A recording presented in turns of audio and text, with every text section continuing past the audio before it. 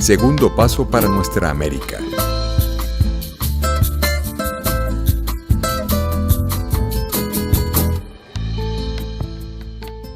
Desde la Fundación Segundo Paso para Nuestra América damos la bienvenida al foro Perspectivas sobre Espiritualidad y Política de Nuestra América.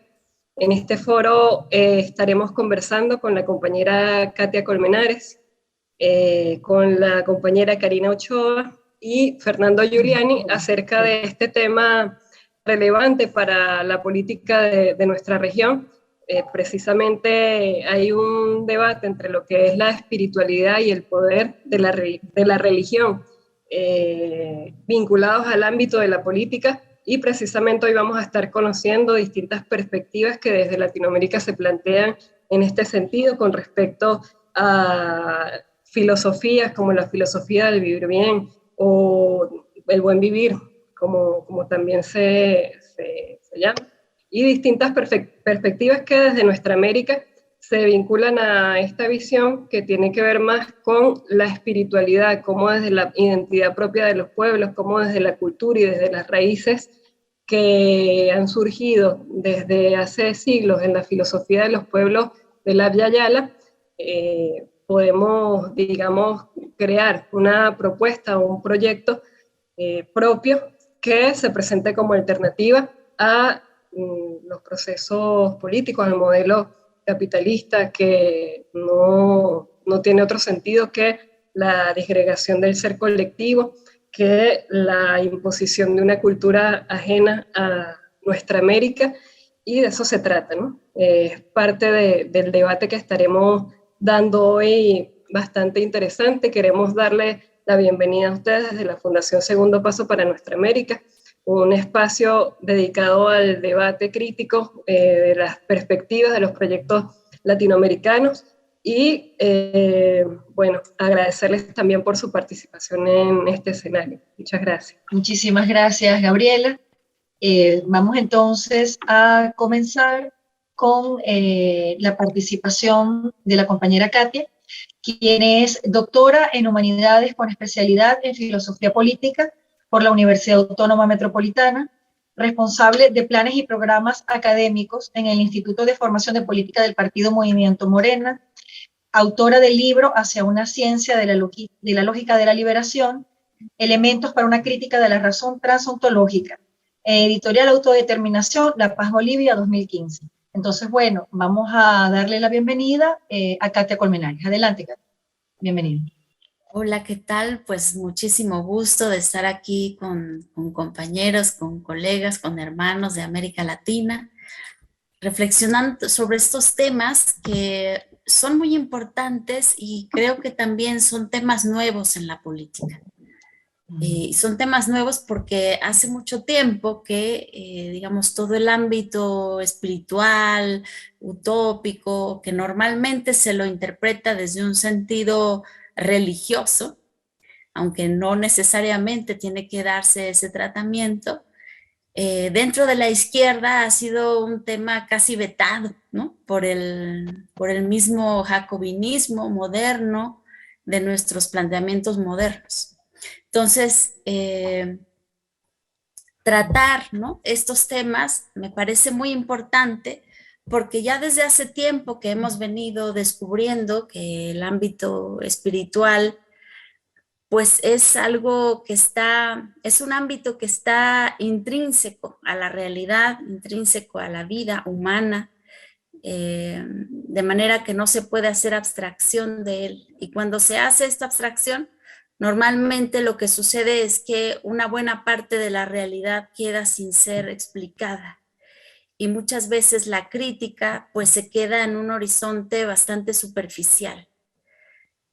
Precisamente el sistema capitalista, que se lo critica desde un punto de vista puramente económico, pues no alcanza a ver toda esta dimensión espiritual que conlleva, porque el capitalismo no es solamente un sistema económico, sino que está entrelazado con un modo de reproducir la vida. Por eso nosotros decimos que es no solo un modo de producción, porque cuando se lo nombra de ese modo, parece que nos referimos solamente a la producción de mercancías. Hay que nombrarlo de manera completa. Y entonces esto sería decir que el capitalismo es un modo de producción y reproducción de la vida. Entonces, cuando lo decimos así, automáticamente ponemos en evidencia que el capitalismo viene con un proyecto civilizatorio completo, que es lo que conocemos como la modernidad. Y este proyecto civilizatorio precisamente conlleva un horizonte de comprensión, un horizonte de aspiraciones, de expectativas, utopías y mitos también. Entonces, si solamente nos quedamos desde el punto de vista de la economía o sin abarcar este otro ámbito más espiritual, que tiene que ver con los modelos ideales intrínsecos a este sistema, pues entonces realmente la crítica que podemos hacer pues es muy básica, porque finalmente cuando decimos es un modo de producción y reproducción de la vida, pues también hay una serie de, digamos, de mecanismos de producción para producir la subjetividad pertinente a este modo de producción de mercancías, ¿no? Y Marx lo decía de una manera muy correcta, muy precisa, cuando decía que este modo de producción produce objetos, pero también sujetos. O sea, produce la mercancía y al mismo tiempo al consumidor que va a apropiarse de esta mercancía. Entonces, cuando lo decimos así, ya empezamos a ingresar en este ámbito más ideal y, por supuesto, que tiene que ver con la espiritualidad propia de este modo de reproducir la vida. Entonces, trabajar estos temas desde un punto de vista político, pues precisamente nos permite perder la ingenuidad, porque entonces nos damos cuenta de que no se trata solamente de encontrar maneras de satisfacer necesidades que se satisfacen con productos de consumo, sino que también hay que producir a la par todo un modelo ideal, una utopía que tiene que ir junto a ese modo de producción. Es decir, tenemos que trabajar políticamente para producir un nuevo sentido común y una nueva aspiración a reproducir la vida de otra manera, porque finalmente el modo de producción capitalista tiene en su base una visión de progreso infinito, de desarrollo infinito, y es muy propia de la ciencia moderna, este esquema de pensamiento. Hegel lo llamaba el infinito malo porque nunca captas la infinitud en acto, sino solamente como potencia, ¿no? Es decir, siempre se puede tener más lujos, ¿no? Siempre podemos producir nuevas mercancías que satisfagan necesidades que después ya se vuelven superfluas, pero al fin se pueden seguir produciendo y produciendo al infinito. Y aquí de lo que se trata entonces es de pensar qué tipo de vida queremos reproducir. O sea, comenzar más bien por el ideal, pensando cuál es el ideal hacia el cual aspiramos, qué tipo de vida queremos reproducir y para que podamos reproducirla además en comunidad, ¿cómo tendría que ser? Entonces, aquí vienen otros conceptos que vamos aprendiendo a partir de los pueblos originarios. Por ejemplo, el concepto de vivir bien, que es un concepto más bien cualitativo, ¿no? Y ahí podríamos contrastarlo perfectamente con el vivir mejor de la modernidad, ¿sí? El vivir mejor nunca se va a satisfacer, porque siempre se puede tener más. Pero el vivir bien va más bien a la satisfacción cualitativa de la necesidad humana. Y esta sí tiene, digamos,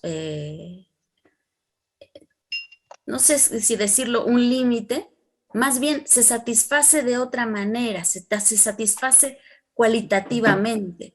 Por ejemplo, cuando decimos que una persona tiene dignidad, ahí estamos apuntando también a un tipo de infinitud, ¿sí? Eso quiere decir la dignidad, que no puede ser acotada, que no puede ser cosificada, que entra como en el ámbito de lo sagrado. Y cuando lo decimos así,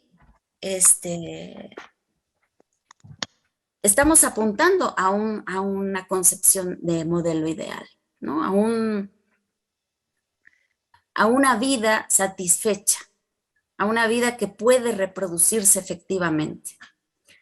Entonces, yo creo que en política es necesario que hagamos esta reflexión sobre los modelos ideales, sobre el ámbito espiritual, y que puede ser tratado de muchas maneras, es decir, no se apela aquí a, digamos, ingresar desde el punto de vista teológico, ¿no? O religioso, sino más bien al ámbito de las utopías, que son una condición humana, dice Hinkelhammer, ¿no? Todos de alguna manera tenemos una utopía que nos mueve, que nos lleva hacia adelante, que nos hace levantarnos cada mañana, que nos hace luchar. Y vaya que Venezuela lo sabe, porque han tenido que enfrentar muchísimos obstáculos y sin embargo es un pueblo que tiene clara, ¿no?, en la dirección y la utopía muy fortalecida de querer construir otra cosa y de saberse que se puede hacer. Porque además hay grandes experiencias de comunidad precisamente enfocadas en la reproducción de la vida y no en la reproducción de las mercancías, del capital o de la ganancia. Entonces, en otro tipo de ámbitos no es tan claro esto. En otro tipo de países, con otras experiencias mucho más modernas. Una vez estaba yo haciendo unas entrevistas a varios investigadores alemanes y eran, digamos, todos expertos en Marx. Y yo les hice una entrevista un poco para contrastar entre cómo estamos pensando nosotros a partir de Marx, de este nuevo Marx que vamos descubriendo junto a Dussel, junto a Hinkelhammer, y que precisamente trata estos temas de la utopía. Y una de las preguntas era si ellos eran capaces de ver más allá del capitalismo. Para la mayor parte de los investigadores súper expertos en Marx, les parecía pues como una pregunta un poco desconcertante. Hasta alguno me dijo, pero es que hay algo más allá. Y luego yo continuaba con otra pregunta todavía más desconcertante, que era si imaginaban algo más allá del socialismo. Y hubo uno de ellos, Helmut Reichelt, que él fue parte de la última escuela de Frankfurt, una persona además de mucho compromiso político, que siguió más bien por la carrera política después de la filosofía, y me decía, te voy a decir algo muy honesto. Dice, yo no veo más allá del capitalismo, pero yo sé que yo no veo más allá porque yo soy un europeo y porque en Europa hemos destruido todas las relaciones solidarias. Y entonces vivimos más o menos como un autismo colectivo, que es todavía más grave que el individuo liberal, ¿no? El individualismo que piensa, digamos, en su propio interés. Europa está cada vez más caminando hacia un autismo en donde realmente hay gente que vive en su propia realidad. Entonces, en una realidad así, ¿no? Teniendo la imposibilidad de poder construir relaciones humanas entre las personas, es imposible ver más allá del capitalismo. O sea, no hay la subjetividad, no hay el imaginario para poder ver más allá. Y me dijo, pero yo sé que tú sí ves más allá, que ustedes, los latinoamericanos, sí ven más allá del capitalismo. Y es porque todavía conservan relaciones comunitarias y solidarias. Eso es el contenido de la utopía. Entonces, en parte, uno puede soñar porque de alguna manera tiene ese tipo de relaciones en la propia existencia, en la propia realidad, aunque sean limitadas. De hecho, en muchos países, en Europa, en Estados Unidos, vemos que ni siquiera la familia se conserva. Se ha destruido incluso ese lazo como tan íntimo y tan esencial. Entonces, caminando hacia allá, pues efectivamente lo que se ve es la guerra de todos contra todos, como decía Hobbes, ¿no? En realidad, él pudo imaginar eso y él describió así la sociedad moderna porque esa era la experiencia de Europa. Nosotros podemos imaginar un más allá, tenemos abierto ese horizonte de utopía porque todavía conservamos esas relaciones comunitarias que nos dan la luz de hacia dónde tenemos que caminar. Entonces, de lo que se trata es ahora de expandir esa experiencia, de poder concretarla, de poder institucionalizarla, y esa es la gran tarea que tenemos de ahora en adelante. O sea, creo que la dirección está clara y el cómo nadie nos lo va a poder decir.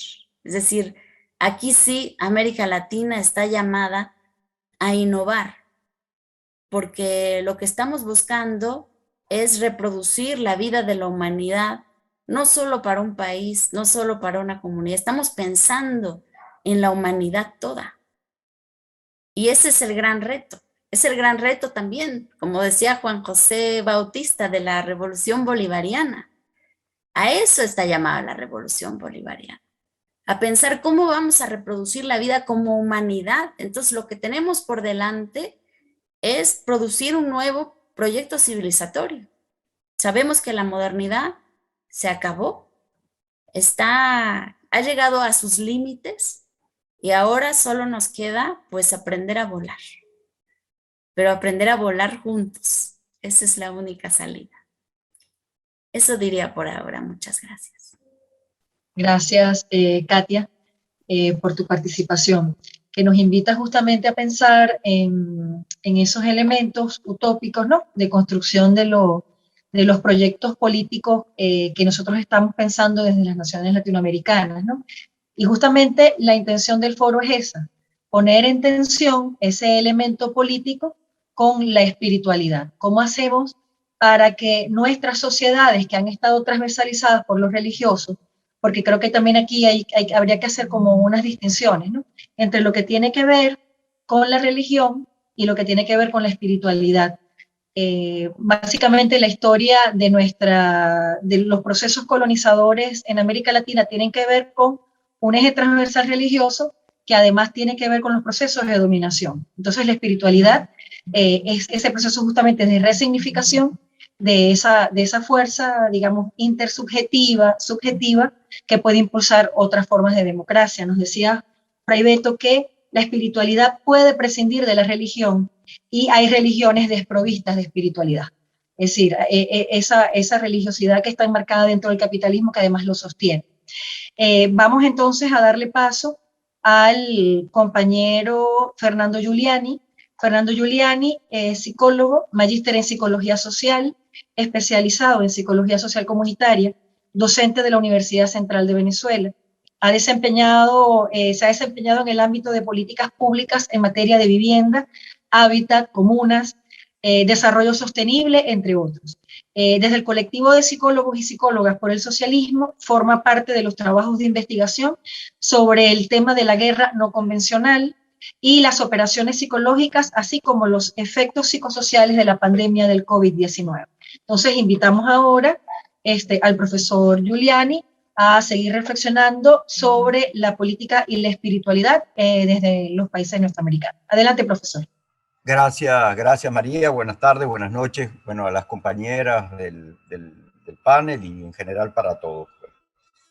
Bueno, muy rápidamente para poner sobre la mesa, ¿no?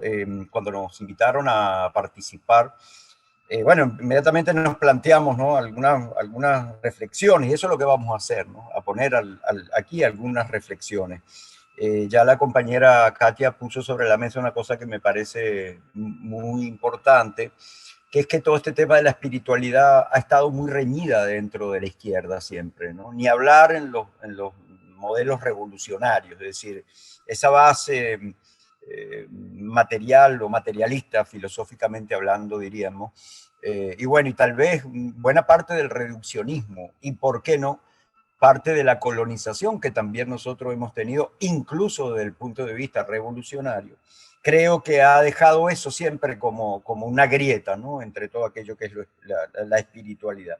Y además también, bueno, por todo lo que significa el elemento religioso, o parte de él, no todo, parte de él. Vamos a decir entonces que el modelo predominante y obviamente el modelo civilizatorio que deviene de la modernidad ha creado un ser humano o un modelo de ser humano eminentemente racional, recortado en su emocionalidad, por ejemplo, la cual además es reducida en los aspectos más triviales, a las sensaciones más triviales, ni siquiera promueve una emocionalidad profunda que dentro de lo que hablaríamos de subjetividad, nos abriría como un puente y un camino hacia la espiritualidad. Pero nada de eso, es decir, si la emocionalidad ha sido trivializada, lo espiritual ha sido sencillamente amputado en este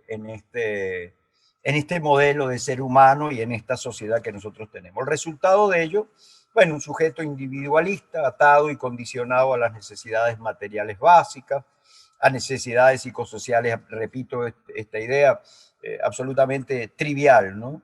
Modos de vida concentrados en el individualismo, la privacidad, es decir, hablar allí de espiritualidad es prácticamente una imposibilidad, ¿no? De hecho, creo que no es deseable, lamentablemente, para la subjetividad de mucha gente. Ese es como el telón de fondo, ¿no? Y entonces vamos a hacer un breve recorrido por nuestro proceso revolucionario y ver qué está pasando allí, o digamos, reflexionar un poco sobre esto, ¿no?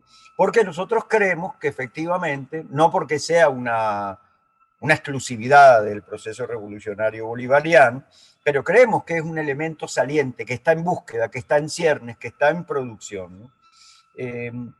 Yo creo que la revolución bolivariana de una vez planteó ya una cantidad de elementos que confrontaron modestamente, tal vez al comienzo aquí en nuestra realidad, bueno, con una cantidad de elementos estructurales. Nunca el proceso bolivariano fue tibio en ese sentido. Entonces, hay un recorrido que tenemos, recordemos por ejemplo cómo el comandante Chávez insistía en sus discursos primarios, ya una vez asumida la presidencia, que el ser humano tenía que estar en el centro. Ahí hubo ya una simiente, es decir, el ser humano en el centro, y él repetía aquello y tal vez, bueno, no había realmente, digamos, una gran elaboración ideológica, ¿no? Pero había una profunda empatía, había una gran afectividad, cosa que de una vez la racionalidad de nuestra intelectualidad inmediatamente la comenzó a trivializar, a desvalorizar. Es decir, esto es un líder carismático que lo que está es hipnotizando a la gente. Es decir, ya de una vez había un vínculo, no solamente con la figura del comandante, sino con lo que se fue transformando en un elemento que para nosotros sigue siendo fundamental, tan fundamental que es el objetivo de las operaciones psicológicas, que es la esperanza. Yo creo que una de las cosas que que vino como una bocanada yo no diría un aire, diría un verdadero vendaval de frescura, de oxígeno. Fue la esperanza.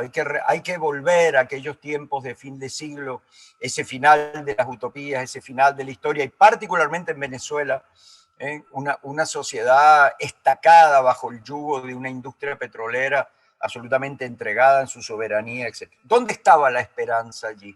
Apenas latía, apenas respiraba. Nunca había muerto. Esto es importante, porque allí, por ejemplo, en los barrios urbanos, allí en comunidades campesinas, ahí estaba la esperanza, solo que no encajaba, digamos, no era elemento que fuera a producir una movilización política. Bueno, el ser humano en el centro, inmediatamente se va configurando luego el énfasis en la organización y en la participación, ya de una vez buscando al sujeto político, es decir, ese protagonismo que se va a dibujar en la constitución del proceso constituyente de 1999, en la democracia participativa, la democracia participativa y protagónica, ya está hablando de un sujeto, pero eso no se quedó allí, no se quedó en un sujeto protagónico participativo, sino que el énfasis en lo comunitario, ¿no? Cada vez el énfasis en lo comunitario fue mayor hasta que comenzó a devenir en la construcción de la comuna. Y yo creo que en todo ese recorrido, la dimensión espiritual fue creciendo, por decirlo de algún modo. Yo diría que decir que fue creciendo es una manera, decir que se fue descubriendo es una manera, porque siempre el proceso revolucionario tuvo en su savia, o nunca faltó, junto con otras cosas, el elemento del encuentro con el otro, el conocernos y reconocernos con el otro. Ese es un encuentro de trascendencia, elemento fundamental para lo que es la dimensión espiritual. Una dimensión espiritual que no está teorizada y tal vez ni siquiera hay que hacerlo, está vivida, está experimentada. El encuentro, la concentración, la marcha, las misiones sociales que fueron buscando en el pueblo ese protagonismo que no era solamente el protagonismo, digamos, concreto de la acción política, era el encuentro y el reencuentro y el reconocimiento. Yo recuerdo cuando se creó, por ejemplo, Barrio Adentro, cuando todavía no estaban construidos los módulos donde iban a vivir los médicos, y la gente lo llevó a sus casas y vivieron en casas de la gente, y no era un elemento solamente pragmático. No da tiempo, pero podríamos recorrer, bueno, cientos de ejemplos de este tipo, ¿no? El encuentro con el otro fue trayendo desde el punto de vista cultural también, obviamente, una visibilidad de la identidad que había sido desplazada. Es decir, todo esto es una lucha política, sin ninguna duda. Es una lucha cultural, pero tiene una profunda significación espiritual. Hoy, cuando estamos en esta construcción inédita todavía de lo comunal, ¿por qué hablamos del espíritu de la comuna? Y no quiero hacer un uso amañado de traer el término porque viene muy a cuenta. Es que genuinamente se habla así. La teorización sobre la comuna nos precede en mucho. No es la revolución bolivariana la que está trayendo esa novedad. En todo caso, diríamos, esa novedad conceptual, teórica, pero como experiencia de vida, el espíritu de la comuna, en lo cual el comandante insistió siempre, es decir, bueno, que están los modelos, están los 5 frentes de la construcción comunal, pero la esencia fundamental de esto es el espíritu de la comuna. Y ese espíritu de la comuna que está, como ya también se ha planteado, intrincado en el buen vivir o en el vivir bien, decía el comandante, el vivir viviendo, es decir, no es el vivir muriendo como se vive en el capitalismo, ¿no? Es decir, esto podría tener incluso profundas raíces psicoanalíticas, ¿no? En vincularnos con la pulsión de vida, en nuestro vínculo con el ambiente, en nuestro vínculo con el otro, etc. De manera tal que el bien común, aquello que nos es común, la vida en la sencillez que nos precede también, han adquirido en este momento bueno, una savia tan grande que en los momentos más áridos que hemos vivido y que todavía seguimos viviendo, y que también es cierto que estimula también aspectos que están en tensión, porque como bien decimos aquí, y eso creo que se aplica en cualquier sociedad, los momentos de extremos, cuando nos ponen al límite por el bloqueo, por la escasez, por el ataque al sistema eléctrico, etcétera, bueno, estimula aspectos muy luminosos, pero también estimula otros sombríos. De manera que de ninguna forma nosotros pudiéramos pensar que tenemos una cosa absolutamente homogénea. Está en tensión de todo ese modelo civilizatorio hegemónico que va en contra de la vida con este modelo que sigue teniendo como base, y yo creo que cada vez más, toda esta dimensión espiritual. Y con esto voy a cerrar ya, pero no en vano. Por ejemplo, el padre Numa Molina, él ha planteado la idea de que dentro de los comités de los consejos comunales haya un comité, así le llama, para el desarrollo espiritual, que no es el desarrollo religioso. Es decir, es la dimensión espiritual que bien puede, obviamente, incluir lo religioso, pero estamos hablando de otra cosa. Y es una enorme oportunidad para vivificar lo político, para vivificar las luchas políticas, porque si la lucha política no tiene la trascendencia espiritual que tenemos que construir, yo creo que estaría de alguna forma, yo no sé si impidiendo, pero recortando en buena medida el enorme potencial que tiene la plenitud humana. Lo voy a dejar hasta aquí y bueno, podemos retomar, me imagino que después. Bueno, gracias, gracias, profesor Giuliani, por sus comentarios. Vemos cómo ya comienzan entonces, desde la intervención de Katia y el profesor Fernando, a dibujarse esos espacios de posibilidad, esos horizontes de sentido que se están generando dentro de los proyectos de la izquierda y el progresismo latinoamericano, vertebrado en este momento por esa noción de la espiritualidad que va tomando fuerza dentro de los espacios comunitarios, ¿no?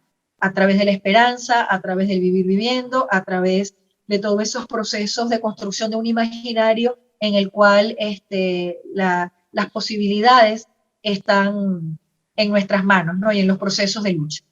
Vamos entonces a darle continuidad a la profesora Karina Ochoa. Karina Ochoa es profesora investigadora de la Universidad Autónoma Metropolitana de Azcapotzalco, Departamento de Sociología, División de Sociales y Humanidades. Es parte del cuerpo docente en el doctorado de Estudios Feministas de la Universidad Autónoma Metropolitana, Xochimilco, División de Sociales y Humanidades. Ha colaborado en diversas organizaciones rurales en México, así como con organizaciones y colectivos feministas en América Latina.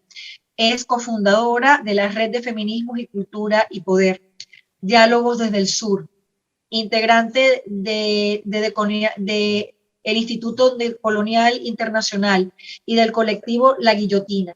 Es coordinadora del cuerpo académico Transculturalidad en zonas corpóreas, territoriales y en la cultura visual. Integrante del comité editorial de la revista El Cotidiano y una de las exponentes de los feminismos decoloniales de la Via Yala. Bienvenida, Karina. Hola a todos y todas. Pues agradecer la invitación a Gabriela y Alejandra para participar en este espacio. También saludar al compañero Fernando Giuliani y la compañera Katia Colmenares, con quien hemos trabajado desde hace mucho tiempo en coordinación. Y bueno, pues este es un foro que me parece muy importante porque pocas veces se abren las posibilidades para discutir el cruce entre proyectos de transformación de izquierda y su anclaje con los procesos espirituales de los pueblos.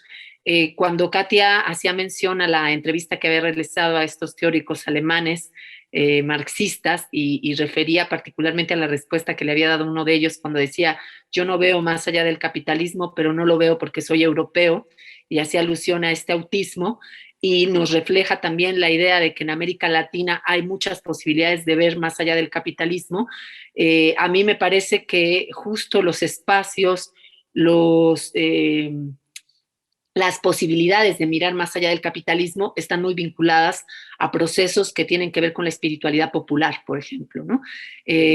Recordemos que en nuestra historia, que está marcada por la experiencia de la de la conquista y la colonización, muchos de los horizontes de sentido de órdenes civilizatorios anteriores a la intrusión española y portuguesa quedaron, recluidos al ámbito del espiritual. Es decir, muchos de los horizontes de sentido que pueblos ancestrales tenían y que marcaban no solamente su práctica política, sino su práctica toda de reproducción de la vida, fueron aniquilados, fueron invalidados, en el proceso de conquista y colonización y en los más de 300 años de la colonia, la posibilidad de reproducir sus formas arquitectónicas, sus formas artísticas, la lengua, la mirada de mundo, pues fueron canceladas desde la imposición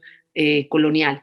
Y muchas veces el reducto donde quedaron todavía estos vestigios de un horizonte civilizatorio otro, lo podemos ver todavía en las ancestralidades espirituales que permanecen en nuestros territorios.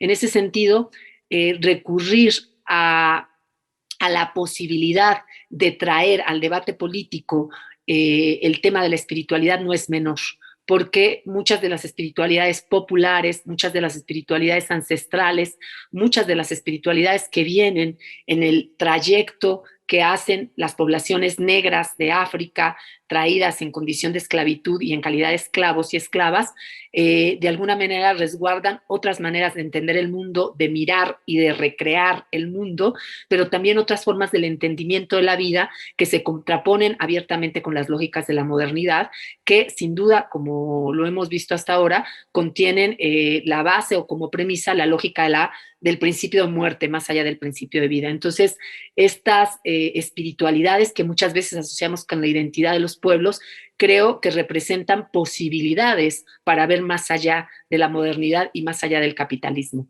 Recurrir a las espiritualidades como estas potencialidades, creo que no sería algo nuevo. A lo largo de América Latina, muchas de las luchas, muchas de las apuestas políticas han estado envueltas también de prácticas espirituales y de horizontes de sentido que están anclados a las espiritualidades, y no sería, digamos, difícil enunciarlo. ¿Cuántas movilizaciones, por ejemplo, han sido encabezadas e iniciadas con una serie de rituales donde se llama a los ancestros, donde se llama a la tierra, donde se llama al espíritu de los que nos antecedieron en estas luchas para que acompañen a estos pueblos y para que hagan posible los recorridos de luchas de rebeldía que apelan a otras formas de existencia y a otras formas de vida? En ese sentido, creo que ha sido un enorme error de las izquierdas en América Latina intentar mantener esta lógica purista, racionalista, en la que se pretende que la práctica política no se contamine de las espiritualidades, cuando en realidad a lo largo de nuestra historia las movilizaciones populares están plagadas de espiritualidad y están plagadas de horizontes de sentido que fracturan la lógica de la modernidad colonial.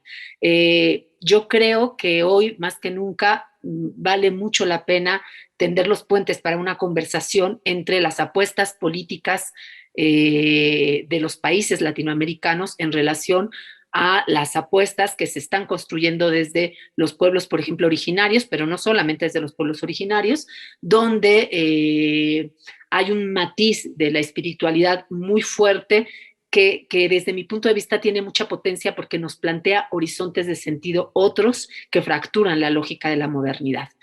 Entre estos, digamos, elementos de las espiritualidades que fracturan los principios de la modernidad, que son los principios de muerte, está, por ejemplo, la idea de la posibilidad de la vida. Eso creo que ya lo mencionaron tanto Katia como el profesor Fernando Giuliani. Parece de una obviedad, digamos, evidente, pero no es así.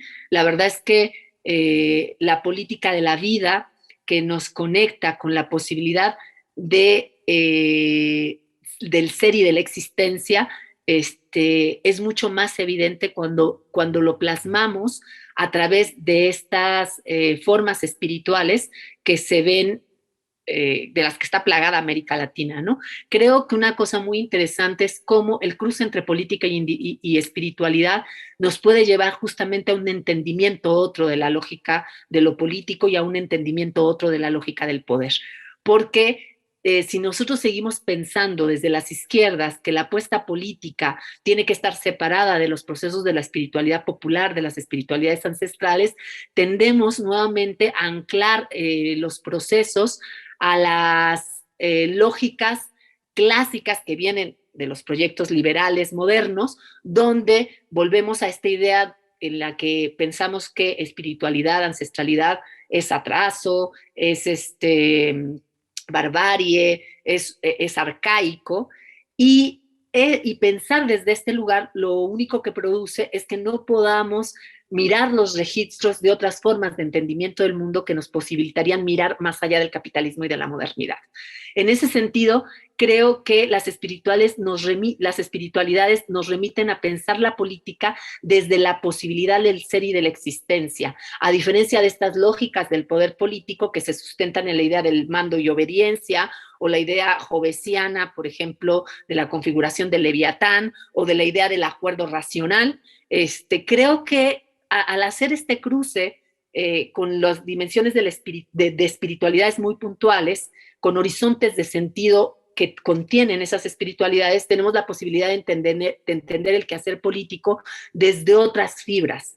Entender lo político, por ejemplo, como la posibilidad de generar existencia, y además de generar existencia a partir de la posibilidad del ser. De que si tú eres, yo soy, porque además también muchas de estas espiritualidades, como ya se mencionaba, contienen una lógica comunitaria donde el principio individualista que da sentido a la modernidad, pues se resquebraja. Entonces, hoy más que nunca creo que en América Latina algunas de las apuestas políticas que están empezando a tener forma en términos de pensar los estados, ¿no? Provienen de estos horizontes de sentido otro que tienen anclajes muy puntuales con las espiritualidades populares y con las espiritualidades ancestrales. Creo que una de nuestras tareas justamente es empezar a hacer este puente y esta conversación. Creo que ya se está haciendo. El caso en Bolivia del buen vivir es algo que muestra justamente este puente entre quehacer político y ancestralidad vinculada también a la espiritualidad, pero no una espiritualidad que se piensa como acto de fe, sino como una espiritualidad que se piensa como un horizonte de sentido que posibilita la reproducción de la vida. Por otro lado, el tema que pone sobre la mesa también, que pone sobre la mesa algunas espiritualidades, el tema del entendimiento de la diversidad dentro de la unidad, o el tema de la diversidad o la multiplicidad dentro de la unicidad, el tema de la diversidad dentro de lo común o lo comunitario, creo que es otro elemento que también podríamos traer a cuenta para repensar el quehacer político y para repensar las alternativas de Estado, por un lado, como se hizo en Venezuela con el chavismo, es decir, la construcción de este Estado comunal, pero que también nos permite ir más allá de la lógica del Estado y pensar en la posibilidad de un orden civilizatorio otro, donde no solamente está la centralidad en el ser humano, sino donde está la centralidad en la posibilidad de las expresiones de vida en este mundo. Y yo creo que las ancestralidades, las espiritualidades ancestrales en nuestra América lo hacen evidente. No hay un antropocentrismo. La vida no solamente está en el ser humano, la vida está en la tierra, la vida está en los animales, la vida está en el aire, la vida está en todos los elementos que configuran parte de esta nuestra realidad, y de alguna manera esto nos permite tener un entendimiento de la vida también desde una lógica de la diversidad y la multiplicidad de la posibilidad de la existencia. Y el principio de dignidad también del que ya hablaba Katia, es muy importante, que también puede ser traído de estas espiritualidades, porque digno es una palabra que significa merecimiento, y nosotras y nosotras que históricamente en América Latina hemos sido construidas como sujetos y sujetos con no plena existencia o con no plena humanidad, la necesidad imperante de configurarnos desde la dignificación de nuestra existencia es básica, y creo que lo político no ha sido capaz de dotarnos de esa dignificación. Creo que haciendo el cruce con estos procesos de reconocimiento de la dignificación de estos seres racializados como hemos sido construidos y construidas en América Latina, también pasa por las fibras de un entendimiento otro que no puede ser trazado desde las lógicas tradicionales de lo político. Yo no me quiero extender, creo que lo que quiero plantear aquí simplemente es que hacer estas conversaciones entre el cruce de lo político y el cruce de las espiritualidades populares, ancestrales, que vienen de comunidades indígenas, de comunidades afrodescendientes, pero también de comunidades racializadas mestizas que han traído a cuestas, digamos, en toda su experiencia de resistencia, en su experiencia de sobrevivencia también, muchos elementos que hoy están contenidos en estas espiritualidades, nos podría permitir hacer un recorrido por otro tipo de horizontes civilizatorios que pueden permitirnos mirar más allá del capitalismo y de la modernidad. Yo cerraría con esto porque creo que Katia pone en la mesa la clave del debate, es cómo podemos pensar más allá del capitalismo y de la modernidad y cómo podemos hacerlo a través de traer a cuenta estos horizontes de sentido que han quedado resguardados en las espiritualidades ancestrales y populares. Y por otro lado, el compañero Fernando Giuliani nos invita a pensar el caso de Venezuela a partir justamente de estos elementos que también tienen que ver con una espiritualidad popular que en el caso de la figura de Chávez sigue vigente, ¿no? En Venezuela, y que se ha podido plasmar políticamente en la propuesta de un Estado comunal y en la idea de la comuna. Entonces me parece que hacer esta conversación y continuarla para empezar a pensar otras formas de entendimiento de lo político desde las espiritualidades y desde utopías otras que tienen que ver con horizontes de sentido no modernos ni capitalistas, nos abre muchas posibilidades para ir más allá de la modernidad. Muchas gracias a la compañera Karina Ochoa. Uno de los grandes desafíos de lo que ustedes justamente están planteando es cómo nosotros podemos hacer dentro de las narrativas de la espiritualidad, eso está asociado al tema de la clase color. Es decir, cuando nosotros enunciamos, por ejemplo, el tema de las espiritualidades populares o el tema de las espiritualidades ancestrales, hay dentro de un debate que está atravesado justamente por el pensamiento colonial o el pensamiento colonizado justamente de los latinoamericanos, se van a generar allí unas pugnas, ¿no? Entre lo que tiene que ver con estas creencias populares y lo que nosotros nos consideramos modernos. Estamos hablando de una diferencia que tiene que ver con lo urbano y lo rural, tiene que ver con una diferencia que también tiene base, que tiene cimientos en toda esa formación moderna que a nosotros, por ejemplo, en el caso de Venezuela como país petrolero, a través de la renta petrolera, esa búsqueda permanente del progreso, esa búsqueda permanente de la modernidad. Entonces, todos nosotros estamos justamente atravesados desde el punto de vista cultural y de alguna forma determinados a alejarnos del asunto justamente de la espiritualidad. Los proyectos de izquierda, los proyectos revolucionarios han traído de forma paradójica estas nuevas narrativas desde la espiritualidad, porque al tomar los elementos populares necesariamente también hay que tomar los elementos subjetivos. Yo les preguntaría, dentro de los desafíos que tenemos en este momento en América Latina, hay un repunte de la religiosidad, no desde la espiritualidad, de la religiosidad. Es decir, todos estos espacios populares, por ejemplo, en el caso de Brasil, en el caso de Colombia, en el caso de Venezuela, en el caso de Argentina, hay un repunte de los procesos de las iglesias evangélicas, que además están supremamente politizadas. Están politizadas porque además a través del voto, ejerciendo el voto, han revertido, y muchos de los reflujos que hemos tenido en América Latina no solamente tienen que ver con las contradicciones internas de lo político y la política de las izquierdas latinoamericanas, sino además una base dentro de lo imaginario popular, dentro de las iglesias evangélicas que está en contra justamente del ateísmo. Hay allí una especie, digo, de paradoja, porque tenemos por un lado la construcción de lo político desde las narrativas de la izquierda, desde las narrativas del progresismo, que pueden poner en tensión el tema de la espiritualidad, pero por otro lado, en contraposición, las derechas más conservadoras entonces hacen un llamado a lo religioso, hacen un llamado a la vuelta de la fe. Ejemplo de esto vivido el caso de Bolivia, con el tema del golpe. Es decir, parte de la narrativa era que debían ser desplazados de nuevo, debían ser de nuevo invisibilizados los indios para el monte, decía Yanine Áñez, no, delante de las cámaras sin ningún tipo de temor.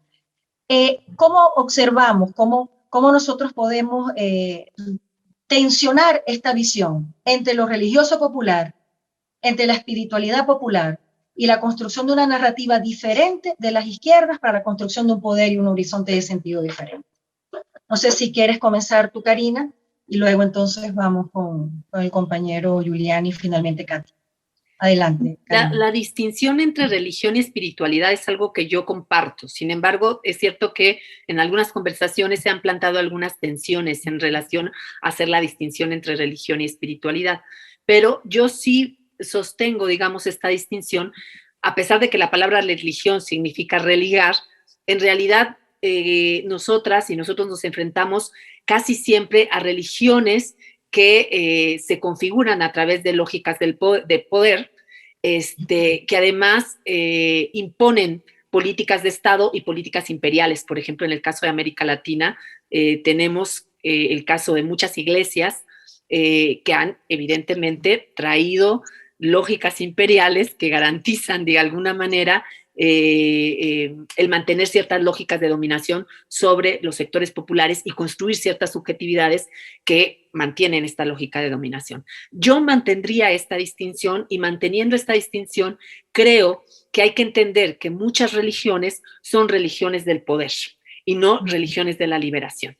Y en ese sentido, las espiritualidades que muchas veces hacen acompañamiento con procesos religiosos y muchas veces no, tienen otro matiz y otro cariz. Yo cuando hablo de espiritualidad estoy hablando fundamentalmente de horizontes de sentido, donde se van configurando subjetividades que no son subjetividades homogéneas ni abarcativas, ¿no? Porque como hemos visto muchas veces, estas subjetividades construidas desde la espiritualidad se entrelazan con los procesos de resistencia o se entrelazan con los procesos de movilización y aparecen ciertos íconos que a veces se comparten entre la espiritualidad popular y la religiosidad. Pienso en el caso de la Ciudad de México, en la figura de la Virgen de Guadalupe, que además ha sido el estandarte de las principales rebeliones que se han traducido en revoluciones en este país, y que además es una imagen que fue abrazada y acogida por la Iglesia Católica, pero que tiene una representación popular muy importante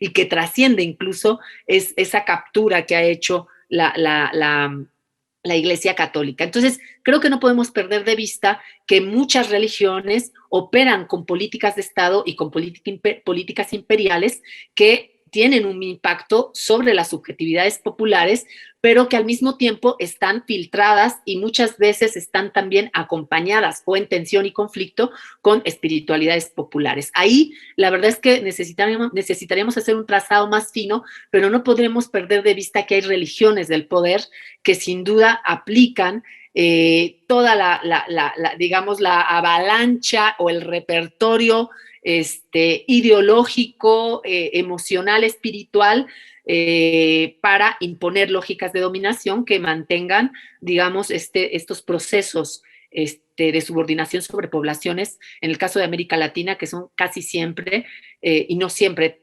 muchas veces las más, digamos,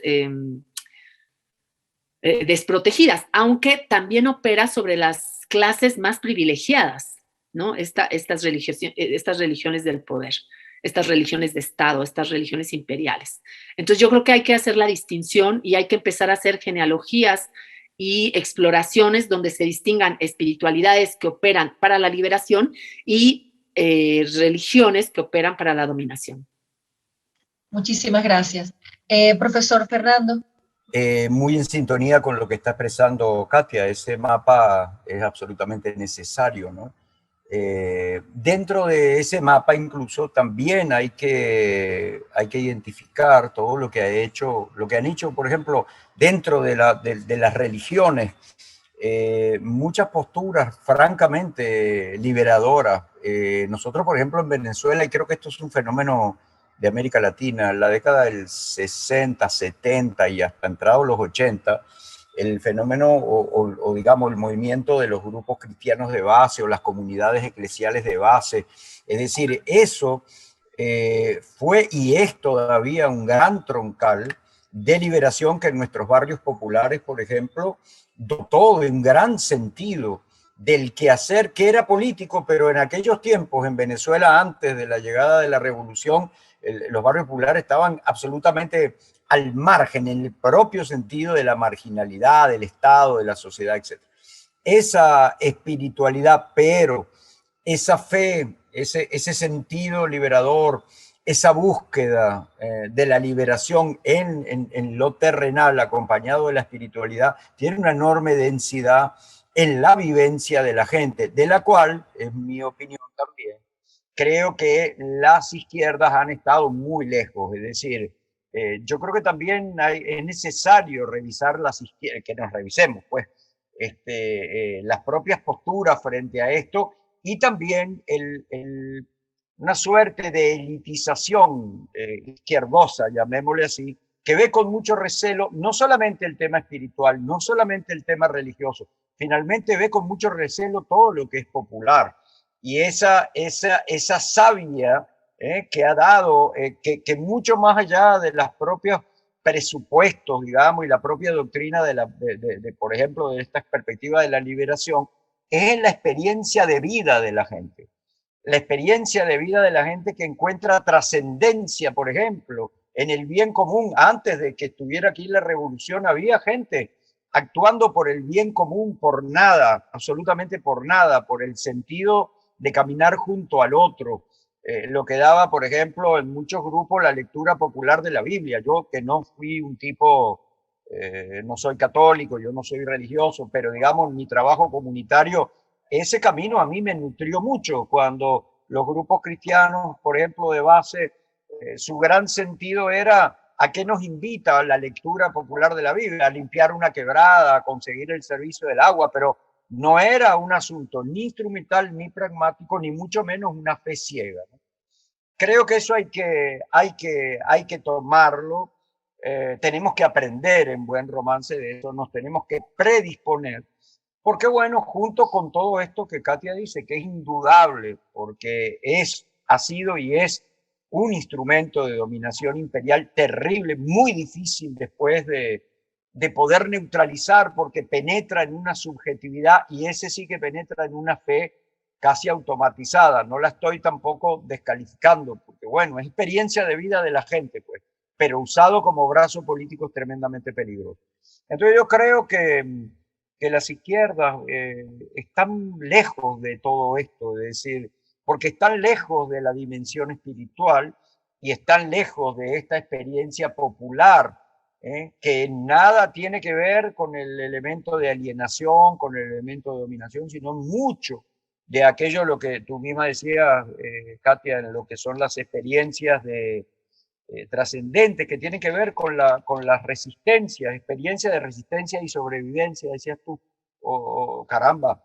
Es decir, vaya si el pueblo sabe de eso, ¿no? Es decir, hoy cuando nosotros enfrentamos un bloqueo, pero que si el grueso de nuestra población ha enfrentado la pobreza y la exclusión, es decir, ¿de dónde surgió, digamos, esa fortaleza que le podríamos llamar así, que yo creo que es fundamentalmente espiritual? Yo creo que nosotros estamos asistiendo a una combinación realmente inédita, inesperada tal vez, que es lo ideológico también con esto, ¿no? Porque esa esperanza que se fue amalgamando aquí entre ese conjunto de ideas, ese propuesta, ese horizonte de que podíamos ser mejores, de que la gente puede ser mejor, de que el mundo puede ser mejor, pero no mejor en los términos, como también decía hoy Katia, de vivir mejor, no, en los términos de un mundo atravesado por la justicia, por la confraternidad, por la compasión, por la empatía, elementos que parecen excentricidades en el modelo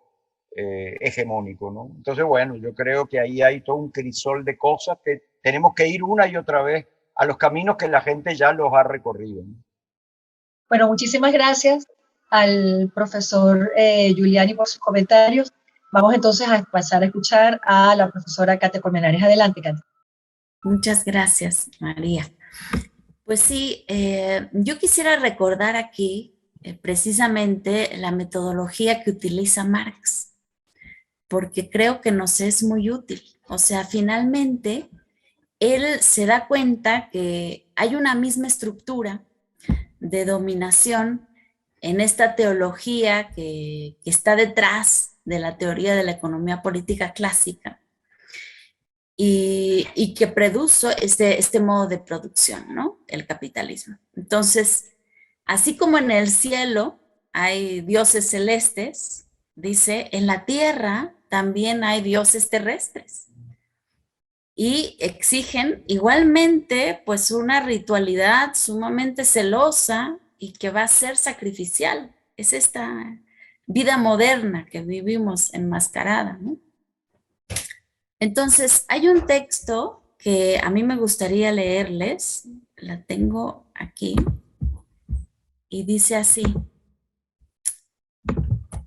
dice, la crítica de la religión desemboca en la doctrina de que el hombre es la esencia suprema para el hombre y por consiguiente en el imperativo categórico de echar por tierra todas las relaciones en que el hombre sea un ser humillado, sojuzgado, abandonado y despreciable. Entonces, aquí termina la cita, ¿no? Entonces, esta crítica de la religión es necesaria porque él está pensando, hay una religión de dominación que produce este ser humano humillado, sojuzgado, abandonado y despreciable. Entonces, ¿dónde está la medida para poder decir que una religión es de dominación o no? Por lo que produce, por el tipo de relación humana que establece. Entonces, esta relación que es cosificante, pues hay que criticarla. Y él dice, en el capitalismo pasa algo muy similar. O sea, finalmente se produce un modo de producción que termina inmolando al ser humano.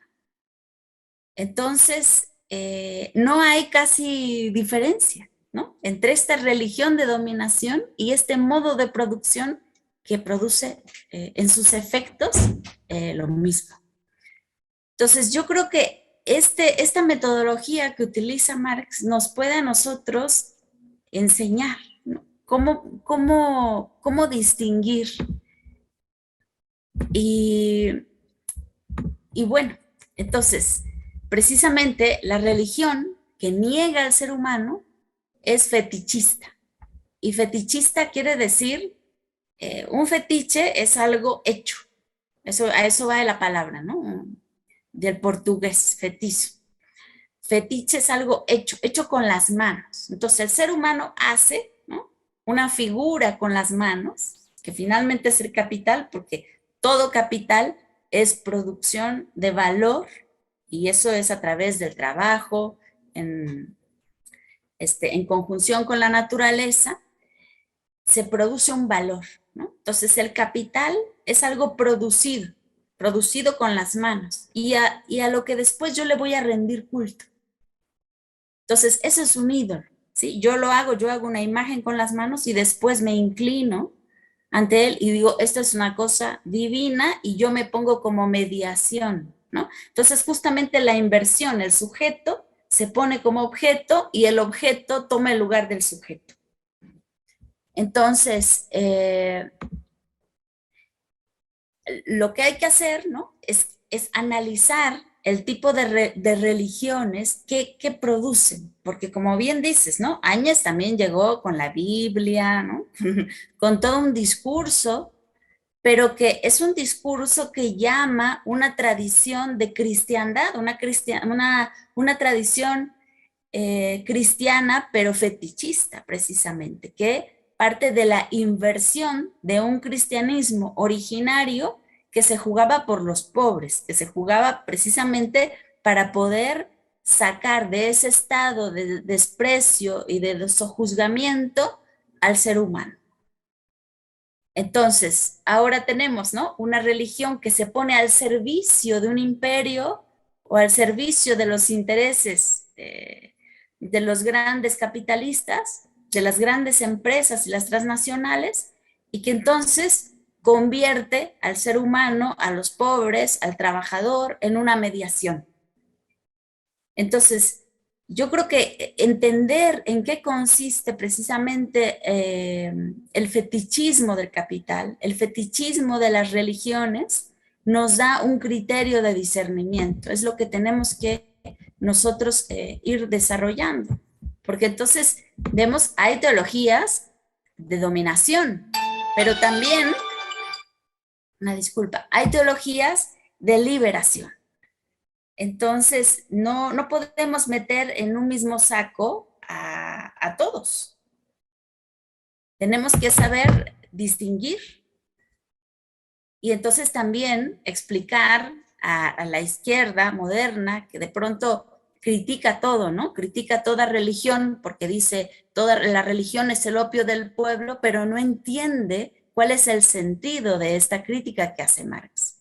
Es el opio del pueblo cuando es fetichista, ¿sí? Entonces, una religión que exalta al ser humano, es decir, una religión que pone en el centro al ser humano como lo más sagrado, que se pone como en función de producir relaciones verdaderamente humanas, no tiene sentido criticarla. ¿Para qué la vamos a criticar?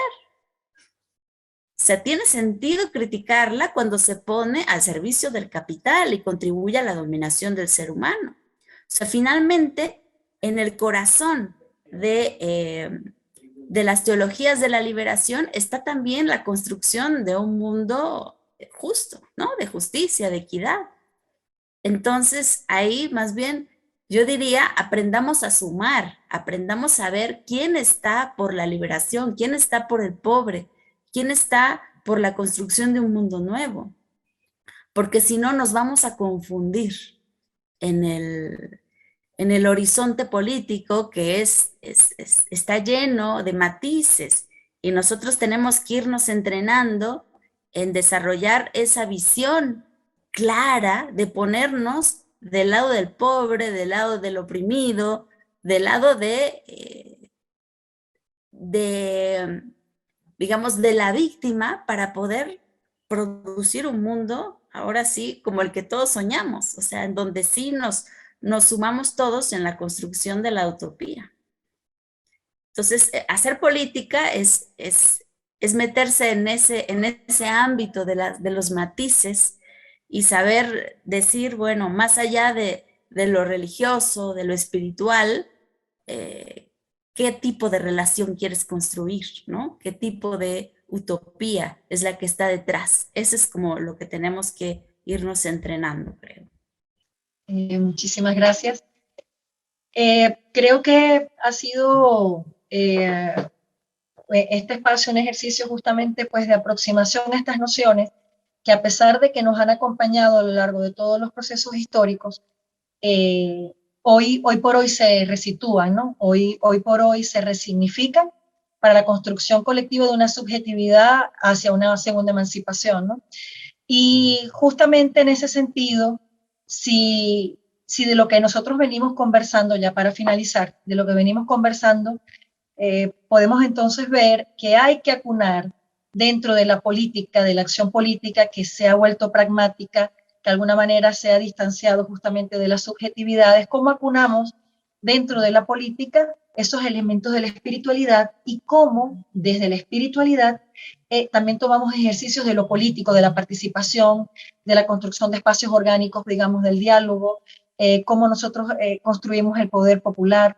Entonces, me gustaría en ese sentido escuchar de ustedes un comentario final que de alguna manera a toda esta audiencia que nos va a escuchar, que justamente en función de estos temas que tensionan inclusive las formas que nosotros podemos ver las realidades, ¿cómo hacemos ese llamamiento? ¿Cómo ven ustedes el desafío que esta ciudadanía, que los pueblos justamente podamos aproximarnos a través de los objetivos, acunando dentro de lo político la espiritualidad, una forma de ejercicio, una forma de construcción democrática diferente? Bueno, yo creo que existe ya, como decía, por ejemplo, el compañero Fernando Giuliani, en América Latina todo un bagaje incluso que está acompañado, por ejemplo, con la teología de la liberación, ¿no? Con esta tradición que fue muy fuerte y que sigue teniendo fuerza a través de las comunidades eclesiales de base. Creo que es muy interesante hacer también este recorrido, porque efectivamente el tema de la religión es que tenemos que empezar a distinguir las religiones de la dominación frente a las religiones de la liberación, por un lado, y luego entender también procesos de espiritualidad que a veces se enganchan con estas religiones y que a veces no enganchan, sino que se confrontan con estas lógicas. Creo que no podemos tampoco generalizar, tendríamos que hacer un registro mucho más fino de cómo han sido estos procesos y a partir de eso también entender cómo la movilización social y la movilización popular pues ha hecho estos cruces de manera muy variada. Lo que a mí me parece que es relevante es que empecemos también a hacer una exploración de cómo estas espiritualidades, otras, que siguen concentrando que acogen, digamos, horizontes de sentido, que ponen en cuestión las reglas del juego de la modernidad y del capitalismo, pueden ayudarnos a hacer apuestas políticas de otro tipo. Creo que yo por ahí andaría el camino y creo que el trazo reflexivo que nos plantea Katia es básico, porque además desde las izquierdas ha habido una lectura marxista que de repente ha sido poco abierta a otra lectura marxista, que de todas maneras es de Marx, que sí abre esa posibilidad de reflexión, entendiendo, como diría Dussel, que la crítica teológica es una crítica política, ¿no? Entonces, me parece que los elementos que se han aportado en esta conversación nos pueden dar pie a ir avanzando a la luz de experiencias muy puntuales que están asociadas a la historia de la resistencia y la movilización en América Latina y a la construcción, como decía Fernando, de alternativas otras que tienen que ver con la inmensa disposición justo a apostarle a la vida, ¿no? O sea, creo que ahí hay una cosa que nos da línea de entrada. Y pensar lo político desde esa línea de entrada nos abre la posibilidad de pensar, insisto, nuevamente, más allá del capitalismo y más allá de la modernidad, que fue la pregunta que ponía sobre la mesa, más que la pregunta, la afirmación que ponía sobre la mesa Katia, y que me parece que esa puede ser la directriz para pensar alternativas, ampliando el panorama, incorporando todas estas existencias, experiencias, que en lo real y en lo histórico están acompañadas también de lógicas espirituales que dan potencia a la posibilidad de construir la existencia, la experiencia y la vida. Entonces yo creo que hay muchas posibilidades de entrar en ese camino. Gracias, Karina. Profesor Giuliani, ¿quiere responder la pregunta para yo luego hacerla de nuevo a Katia? Cómo no, igual voy a hacerlo muy breve, porque creo que ya de muchas maneras Karina mismo ya dio por lo menos cosas con las cuales yo coincido. Yo creo que en muchas de las experiencias, por ejemplo, populares, hay ya un camino espiritual andado que no siempre se ve lo cerca que están de las luchas políticas, por ejemplo, ¿no? Es decir, yo vuelvo al fenómeno o a lo que sucede o a lo que sucedía en las comunidades populares de barrio, es decir, la lucha de la construcción por el hábitat popular, por ejemplo, es una tarea formidable, es una lucha por ocupar ciudad, por estar en la ciudad, por construir la ciudad, pero también un construir de la vida bajo unas reglas que nada tienen que ver o que poco han tenido que ver y que incluso pudieran confrontar buena parte del modo de convivencia en el caso de Caracas, una ciudad que ha ido perdiendo espacio público porque se ha ido privatizando cada vez más, en tanto que el territorio popular, también atravesados por sus problemas, no lo voy a falsamente idealizar, pero el modo de vida, eso que llamaba un amigo, la vida querida de la gente, estaba construida así, con una enorme dosis de espiritualidad que a veces coincide con elementos religiosos, a veces no. Está mucho más cerca del fenómeno político de lo que se cree.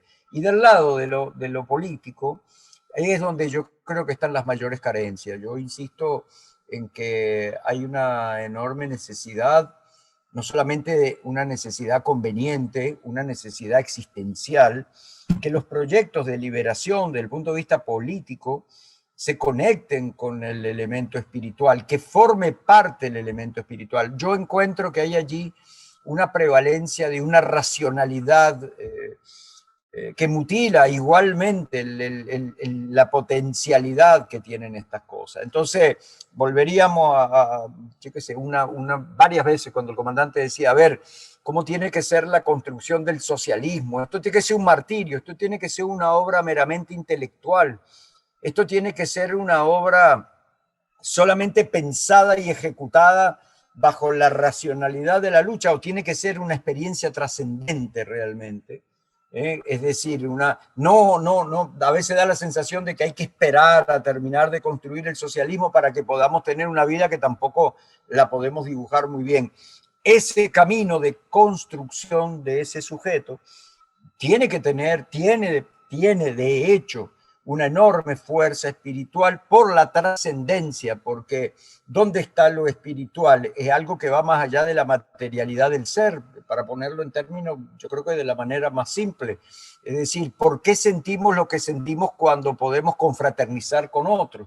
Ese tipo de conexión no ocurre en otras dimensiones, está en la confraternidad con el otro, está en eso que es el bien común, pero es un bien común que está vivido, está puesto en praxis en la vida misma, en la realidad misma de la gente. Creo que los proyectos políticos les falta mucho, y creo que nos falta mucho no solamente como propuesta elaborada, como teoría y como doctrina, donde creo que tenemos la peor falla o la peor carencia es en nuestra praxis de vida, en nuestro sentido existencial, donde no le damos lugar. Por eso, o en parte por eso, es que a veces las contradicciones que tenemos en grupos nuestros, en maneras como generamos, por ejemplo, una institucionalidad que más rápido se burocratiza que se espiritualiza, por decirlo de algún modo.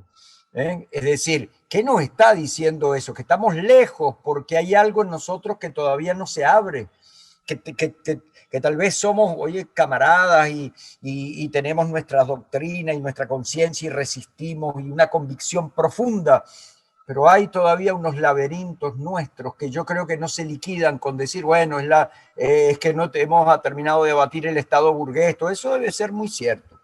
Pero en lo chiquito, ¿no? El comandante Chávez repetía muchas veces, el detalle, el diablo está en los detalles cuando salía mal en un acto. Y más de una vez decía, y el socialismo también. El socialismo no es una construcción eminentemente teórica, es una praxis de vida. ¿Y acaso no es una praxis de vida la compasión, la misericordia, la confraternidad? Bueno, eso los católicos lo plantean de una manera, los otros lo plantean de otra, pero la gente lo vive o lo pudiéramos vivir. La cosa es cómo nos predisponemos a eso, ¿no? Entonces, creo que por lo pronto hay que seguir insistiendo. Creo que no sabemos tal vez muy bien cómo se hace, porque tamaño desafío que significa, porque es un desafío, yo creo que fundamentalmente existencial. Esa mutilación de la que hablábamos al comienzo es muy cierta. Estamos mutilados espiritualmente. Miren, si estamos mutilados emocionalmente, y en eso desde la psicología tenemos, bueno, pues una triste tradición, una psicología que se ha centrado en la conducta y en la cognición. Y la emocionalidad es para ver cómo encaja en alguna patología, pero nunca como para tomar contacto con ella, bueno, imaginemos a qué distancia estamos entonces de la espiritualidad. Entonces, yo creo que lo mejor que podemos hacer, por lo pronto, cosas como esta, seguir insistiendo en hacer esto visible, para que vayamos volteando hacia allá, para que se nos convierta en necesidad fundamentalmente existencial. Creo que resolver después el carácter político va a ser más, no sé si fácil, pero a ese se le pueden buscar más caminos. Yo creo que tiene que brotar en nosotros la necesidad genuina de conectarnos con eso. Bueno, hasta ahí lo dejo. Gracias, profesor Giuliani. Dentro de la política, debiera, como utilizando la palabra que está utilizando el profesor Giuliani, si brotar, acunar el elemento espiritual y lo contrario. Si dentro de la espiritualidad, ¿cómo hacemos justamente para que pueda ser parte de la acción política?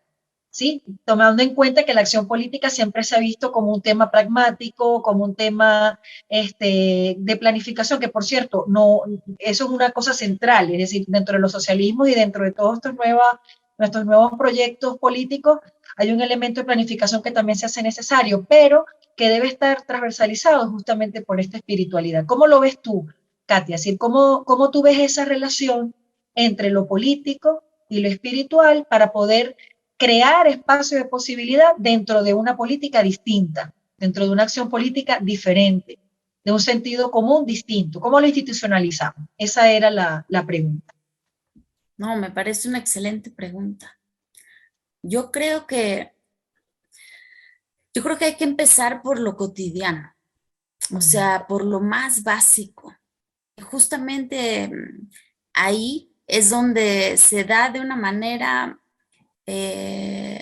más natural la conexión con lo espiritual. Y bueno, voy a comentar como algo quizá muy íntimo, pero creo que hasta ese punto es hasta el cual hay que llegar. Para mí, por ejemplo, la cuestión de la maternidad, el hecho mismo de la maternidad fue un parteaguas completo, ¿no? O sea, como en mi vida, y fue un parteaguas también político. O sea, desde ahí yo empecé como a resignificar de otra manera lo político. Porque bueno, en el medio en el cual yo me encuentro, pues viviendo en una ciudad, ¿no? O sea, en una gran metrópolis, en medio de una sociedad moderna también, pues el parto está muy mecanizado, ¿no? O sea, muy automatizado. Se llega a ese punto, o sea, como algo, como un trámite, ¿no? O sea, como un trámite en el cual se pasa en la vida. Y y justamente para mí, o sea, desde el primer momento fue como una irrupción milagrosa en mi vida, ¿no? O sea, como diciendo, pero es que ahora tengo una responsabilidad, ¿no? De otro ser humano adentro. Y empecé como a llenarme de esa responsabilidad. Y entonces esa responsabilidad me empezó a llevar a romper muchos paradigmas, o sea, muchas cosas que estaban, como lo decía, en trámite, ¿no? O sea, ¿qué es lo que seguía? Pues ir a buscar un doctor, un hospital, ¿no? O sea, todo eso que se nos hace atravesar a las mujeres en este siglo XXI. Y yo, pues, justo como que dije, no, pues yo no quiero ni un hospital, ni un doctor, ¿no? O sea, quiero como contactarme aquí. Y empecé a atravesar un camino nuevo. O sea, para mí fue buscar una partera, que fue lo más natural con lo que me sentía yo más cómoda, ¿no? Porque además yo decía, yo no soy un paciente, o sea, no tengo ninguna enfermedad, ¿por qué voy a ir al doctor?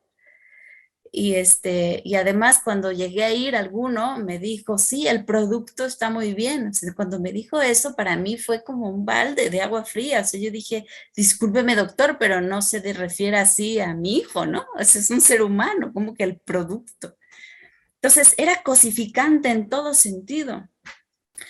Y entonces yo empecé como a romper un montón de esquemas. Y fue muy duro, o sea, fue muy duro porque toda la sociedad te dice, no, pues te quieres regresar, ¿no? A las cavernas y siempre digamos, lo distinto, ¿no? Una manera como más humana de relacionarse, siempre lo lanzan al pasado, como si fuese algo ya superado, ¿no? O sea, lo de hoy, lo moderno es justamente la relación cosificante y yo quise romper con todo eso. Entonces fue una lucha para mí, pero una lucha que también me permitió a mí reconocerme incluso hasta ese momento del parto, diciendo, wow, o sea, yo soy aquí la Pachamama pariendo, ¿no?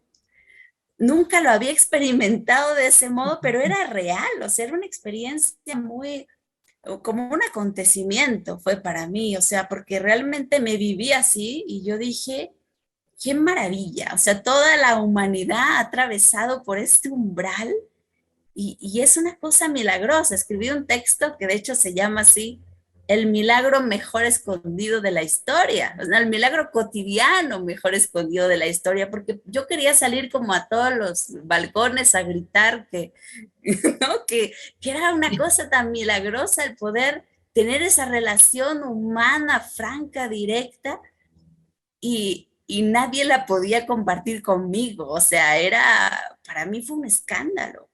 Es decir, hemos perdido esa sensibilidad y esa capacidad de conectarnos. Entonces, yo creo que hay que empezar precisamente en esas cosas tan cotidianas, ¿no? Como es el comer, ¿no?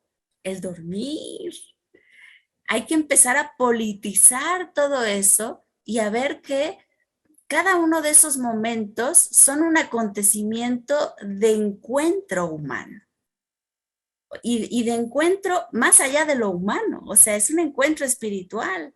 Por ejemplo, si yo como sabiendo, ¿no? Que, o sea, me estoy comiendo la naturaleza, ¿no? Y ahí hay un montón de contenido también. Y si yo me doy cuenta, como decía Juan José Bautista, puedo ir a McDonald's, ¿no? Y comerme la hamburguesa de McDonald's. Y me como también esa espiritualidad, ¿no? Capitalista que integra parte de mi vida, de mi subjetividad y también de mi mundo de ideales. Entonces,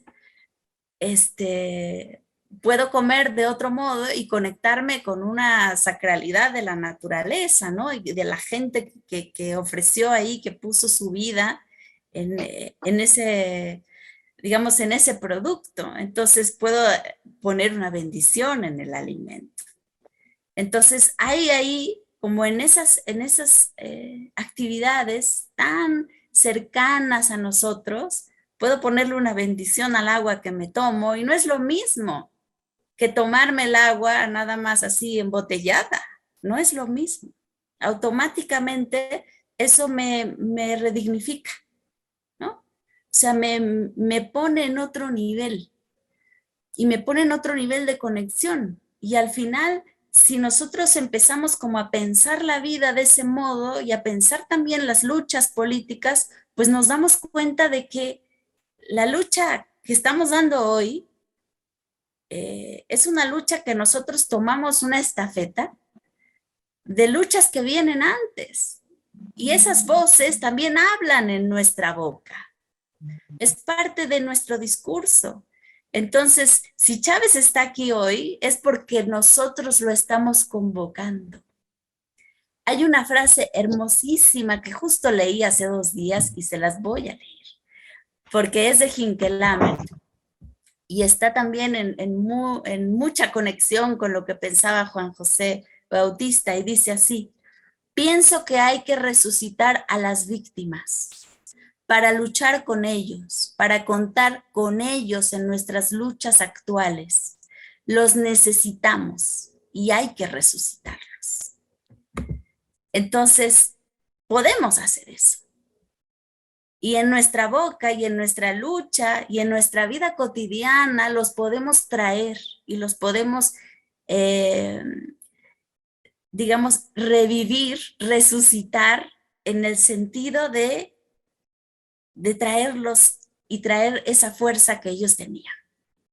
Entonces, yo creo que si hay que comenzar por un lugar, hay que comenzar aquí, ahora, con el que tenemos a un lado y tratando de elevar esta vida, que no la vivimos para nosotros, la vivimos porque es también un servicio. Muchísimas gracias por esta última reflexión, ¿no? Hemos tenido realmente un interesante foro sobre estos temas de política y espiritualidad, temas que, como han venido comentando nuestros ponentes, son temas que nos han acompañado históricamente, pero que hoy en día tienen una resignificación, están de nuevo en los escenarios de debate, de reflexión política, y que son necesarios justamente conocer, aproximarnos a ellos desde la experiencia, desde lo colectivo, desde la formación, para poder justamente generar esos horizontes de sentido a los que nos convocan. Creo que hay varias ideas fuerzas en los comentarios digamos, en las apreciaciones, en las consideraciones de nuestros ponentes. Creo que es fundamental señalar que la construcción desde las religiones en clave hegemónica han sido fundamentales para los procesos de colonización, los procesos de producción y reproducción del sistema capitalista, y que deben ser distinguidos efectivamente de una construcción de una espiritualidad, una construcción de la religiosidad que tiene que ver con más bien fuerzas desde la resistencia, antihegemónicas, también colectivas, comunitarias, populares, que hoy en día, digamos, brotan desde toda América Latina, desde todo el sur global, no solamente convocando desde las narrativas, desde las construcciones, desde la espiritualidad, desde la política, sino también dentro de la acción, dentro de las movilizaciones, dentro del tejido orgánico que se está haciendo en el sur global para justamente enfrentar todas las contradicciones, todos estos elementos de explotación-dominación del sistema de dominación capitalista. Otro elemento que necesitamos resaltar es que ese elemento histórico lo hemos tenido en América Latina, y nos lo decía el profesor Giuliani cuando señalaba que en los espacios de los barrios, en el caso venezolano, en el caso latinoamericano, desde allí también hay un tejido desde la resistencia, desde la socialización de los principios que tienen que ver con el compartir, que tienen que ver con la solidaridad, que tienen que ver no con la caridad cristiana, sino con la construcción de unas visiones distintas de lo que significa la vida, que nos comentaba Karina Ochoa, cómo debemos tejer más fino para nosotros poder avanzar en esas aproximaciones desde las genealogías de una religión que es antihegemónica, poniéndola en contrastación con esa otra religión que es reproductora también del sistema capitalista, como nos mencionaba la profesora Katia Colmenares, y que esto todo significa un desafío para que nosotros podamos profundizar en un imaginario político, en un imaginario desde la espiritualidad. Nos recordaban también a Juan José Bautista cuando señalaba que cuando nosotros evocamos a nuestros ancestros, esa espiritualidad permanece, esta espiritualidad subyace y de alguna manera genera fuerzas dentro de las intersubjetividades para poder avanzar no solamente en la resistencia, sino en las luchas y en esos espacios que se han venido ganando desde los proyectos nacionales que se constituyen en América Latina hoy, como progresistas, como de izquierda, que también se han puesto en tensión en el foro de hoy, cuando hablamos en clave religiosa, esas contradicciones que existen entre la fe, entre lo sagrado y esos planteamientos materialistas de las condiciones objetivas que desde el marxismo han avanzado en la construcción del imaginario de los socialismos latinoamericanos, y cosas que debemos superar, desafíos en los cuales debemos avanzar para poder nuestra América crear espacios de posibilidad para la vida con una política desde lo comunitario, comprendiendo que la humanidad junta es capaz a través de los esfuerzos de crear una vida distinta y que otro mundo es posible. Muchas gracias. Quedan invitados para que puedan participar con nosotros en los foros que vamos a continuar haciendo con estos temas de interés y profundizando en los debates latinoamericanos que desde hoy, desde la Fundación Segunda Paso a Nuestra América, hacemos permanentemente para la formación, digamos, de las comunidades, la formación de intelectuales, de estudiantes, de investigadores, amas de casa, todo el mundo incorporado en los procesos de reflexión y debate. Muchísimas gracias. Segundo paso para nuestra América.